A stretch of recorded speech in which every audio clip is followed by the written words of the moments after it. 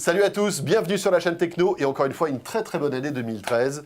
Et tout au long de cette semaine, on jette un œil sur l'actualité high-tech qui nous a marqué en 2012. Oui, et on va aller faire un tour tout de suite à Berlin, où se tient tous les ans au mois de septembre le salon IFA, salon incontournable où nous étions cette année encore en 2012.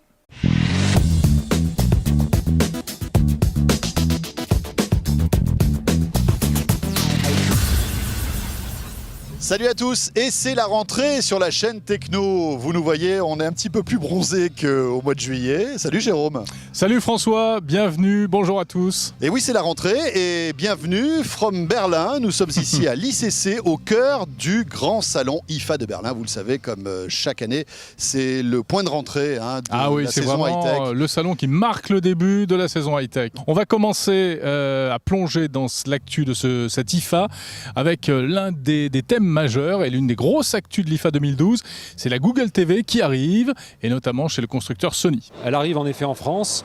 Le parc installé de télé plate a aussi beaucoup évolué, puisque désormais il y a 80% de foyers français qui ont une télé plate.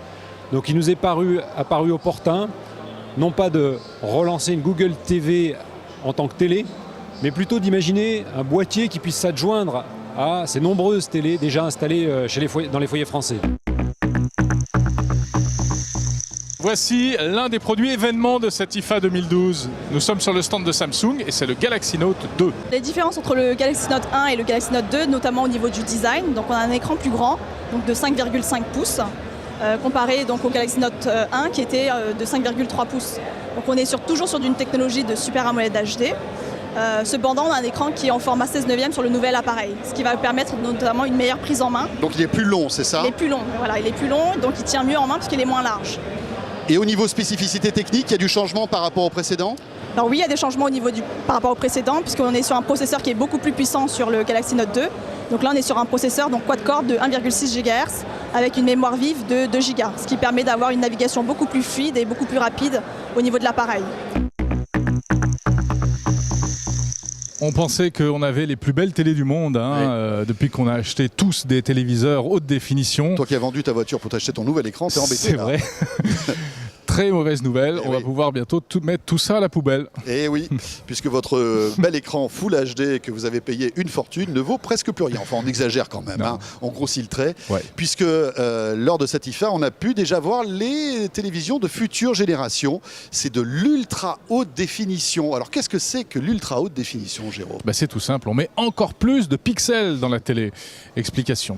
En fait, on a multiplié la résolution Full HD qu'on connaît bien, qu'on appelle haute définition, on a multiplié par 4. C'est-à-dire qu'il y a 2 fois plus de points sur les lignes et 2 fois plus de points sur les colonnes. Donc ça donne une image beaucoup plus fine et qui est beaucoup plus réaliste et qui même, c'est assez surprenant quand on regarde les prototypes que nous montrons sur le stand, et qui donne même des aspects de 3D.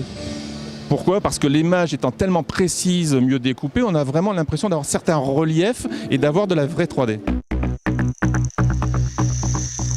Et donc on va découvrir le Galaxy Camera, en fait, qui est un appareil photo avec des spécificités haut de gamme, mais qui a la particularité d'être connecté à la fois en 3G, avec une puce 3G, mais aussi en Wi-Fi, ce qui va vous permettre en fait d'accéder au monde du smartphone qu'on aime tant, Jérôme. C'est-à-dire que tu prends une photo, tu peux la transformer avec Instagram, avec d'autres applications de traitement de photos, l'envoyer par MMS, par mail, sur le cloud, etc. Ça s'appelle le Galaxy Camera. Explication de cet appareil hors du commun. Alors ça fonctionne extrêmement simplement. Il suffit, vous prenez une photo d'un portrait ou d'un paysage, et d'un seul clic vous pouvez envoyer votre photo soit directement sur le réseau, soit sur Facebook, ou si vous voulez retoucher votre photo, vous pouvez d'abord la retraiter sur des applications comme Photoshop, et ensuite vous l'envoyez sur des réseaux sociaux. Vous pouvez l'envoyer aussi sur un email, et puis vous pouvez aussi, puisqu'il est Android, vous envoyer un MMS avec la photo qui est jointe. Voilà, toute l'actualité de cette IFA 2012, c'est à suivre chaque jour sur la chaîne Techno. À très vite. Salut à tous.